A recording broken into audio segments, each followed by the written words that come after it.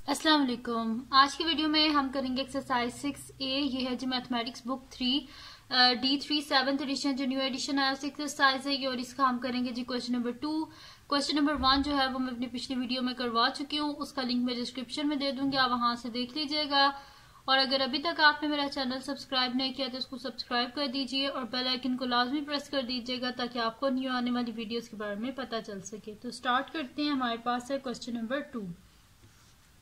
तो question number 2 हमारे पास है द पॉइंट ए, इसके जो पॉइंट्स हैं वो हमारे पास हैं 0 1। बी जो है इसमें इसके जो पॉइंट्स हैं, फर्स्ट जो पॉइंट होता है ये एक्स की वैल्यू होती है, सेकंड जो होता है ये हमारे पास होता है वाई की वैल्यू होती है। सी जो है इसके पॉइंट है 6 0, डी 0 5 है, ईच 6 4 है, आर शोन इन डायग्राम। तो डायग्राम की बुक में है हमारे पास, ठीक है, ये वाली डायग्राम है। तो इस डायग्राम से जो है ना इसको यूज करके हमने जो है ना इन क्वेश्चंस को सॉल्व करना है। तो इसमें ये पॉइंट्स है, ए 0 1 है, ये है हमारे पास ए बी जो है एक हमारे पास यहाँ पे ये जो लाइन है इसका हमने ग्रेडियंट फाइंड आउट करना है।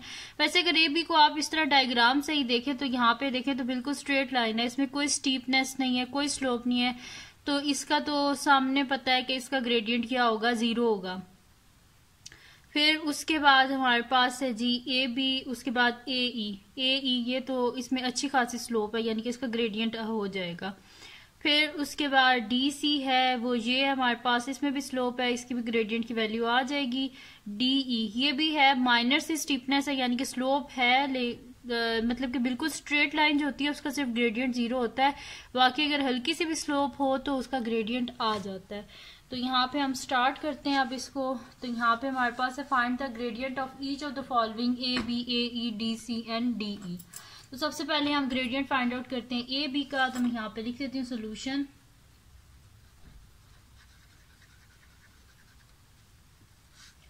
ठीक है जी, मैंने यहाँ पे सोल्यूशन लिख लिया है।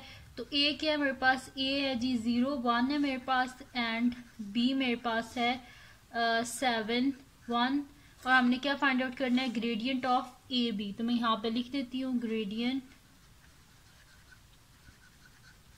Of A B is equals to, gradient का फार्मूला लिख लेते हैं जो कि हमारे पास होता है y2 minus y1 divided by x2 minus x1, vertical change divided by horizontal change. ठीक है, तो इसमें y2 हमारे पास, मैं यहाँ पे इन पॉइंट्स को लिख भी लेती हूँ कौन सा x2 है कौन सा y2 है। तो फर्स्ट जहाँ से स्टार्टिंग होता है x1 y1 x2 y2। ठीक है जी, तो फर्स्ट जो हमारे पास होता है वो x मतलब कि इनिशियल वैल्यूज हैं, इस वजह से x1 यहाँ से यानी कि जहाँ से स्लोप जो होती है वो स्टार्ट हो रही होती है, तो ये इनिशियल पॉइंट होती है, फाइनल पॉइंट्स। तो x1 y1 x2 y2। तो y2 हमारे पास 1 है, तो मैं यहाँ पे लिख लेती हूँ 1 माइनस y2 क्या हमारे पास, ये भी सॉरी y2 हमारे पास 1 है और y1 भी हमारे पास 1 है, डिवाइडेड बाय x2 हमारे पास 7 है और x1 हमारे पास 0 है। तो 1 माइनस 1 क्या होता है, 0 divided by 7 which is equal to 0। मैंने सॉल्व करने से पहले ही आपको बता दिया था ग्रेडियंट 0 होगा क्योंकि यहाँ पे कोई स्लोप थी ही नहीं। तो ये आ गया हमारे पास ग्रेडियंट ऑफ ए बी। ठीक है जी, ग्रेडियंट ऑफ ए भी हमारे पास आ गया। नेक्स्ट शीट लेते हैं, उस पर बाकी जो है इनके भी ग्रेडियंट जो है इनको फाइंड आउट कर लेते हैं। नेक्स्ट हमारे पास है जी ए ई। तो ए की क्या वैल्यू हमारे पास, ए के पॉइंट्स है जी हमारे पास 0 1 एंड सेकंड क्या ई है। तो ई के हमारे पास पॉइंट्स हैं जी 6 4। ठीक है जी, तो यहाँ पे मैं लिख देती हूँ ग्रेडियंट ऑफ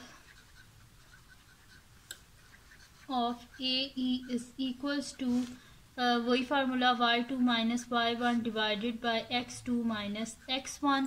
अब इसमें लिख लेते हैं कौन सा है, x1 x2 की वैल्यू। तो ये स्टार्टिंग पॉइंट है, इनिशियल है, x1 y1 x2 y2। तो अब यहाँ पे हम लिख लेते हैं इनकी वैल्यूज। y2 मेरे पास है जी 4, तो मैं यहाँ पे लिख लेती हूँ 4, और y1 जो है मेरे पास 1 है, तो 4 माइनस 1 डिवाइडेड बाय x2 मेरे पास है 6 और x1 मेरे पास है 0। तो ये आ गया मेरे पास 4 माइनस 1 3 बाय 6। तो इसकी आगे फर्दर और कटिंग हो जाती है, तो 3 1 3 एंड 3 2 6।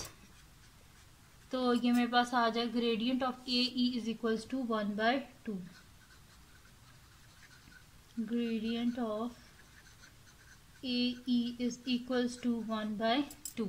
ठीक है जी। तो ये हो गया हमारे पास इसका सेकंड जो था वो भी हो गया। सेकंड जो लाइन थी उसकी ग्रेडियंट भी फाइंड आउट कर लिया। थर्ड हमारे पास डी सी है। तो डी है हमारे पास, डी हमारे पास है 0.5, तो मैं यहाँ पे लिख लेती हूँ डी इज इक्वल्स टू 0.5 और हमारे पास क्या है, सी जो है वो हमारे पास इक्वल है 60 के। ठीक है, तो मैं यहाँ पे लिख देती हूँ gradient of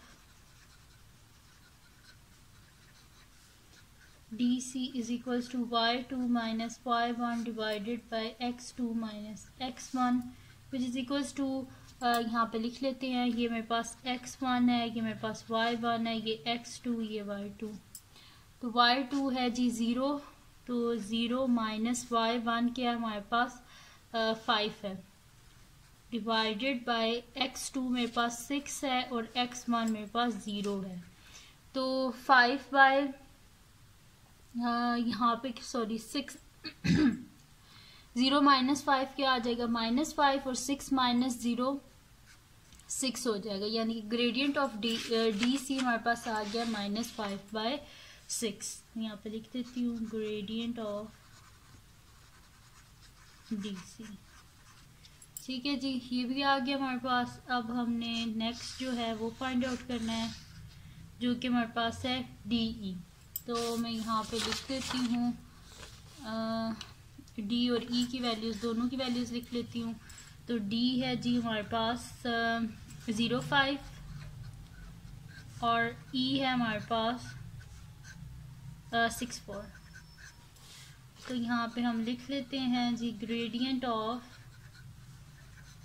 D E is equals to y2 minus y1 divided by x2 minus x1। यहाँ पे लिख लेते हैं, ये हमारे पास है जी x1, ये y1, x2, y2, ये स्टार्टिंग पॉइंट्स, ये एंडिंग पॉइंट्स।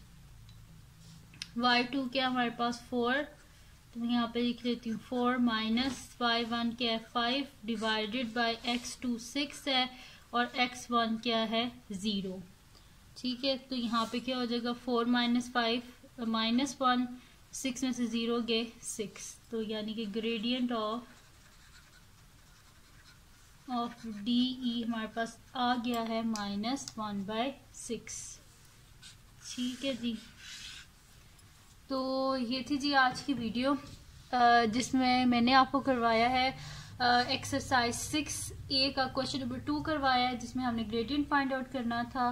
तो ये थी जी आज की वीडियो। अगर आपको पसंद आई हो तो उसको लाइक कीजिएगा, मेरे चैनल को सब्सक्राइब कीजिएगा और बेल आइकन को लाजमी प्रेस कर दीजिएगा ताकि आपको न्यू आने वाली वीडियोस के बारे में पता चल सके। और अपने फ्रेंड्स के साथ भी इस वीडियो को शेयर कीजिएगा, उनको बोलेगा सब्सक्राइब कर दें और दुआओं में याद रखिएगा। अल्लाह हाफिज़।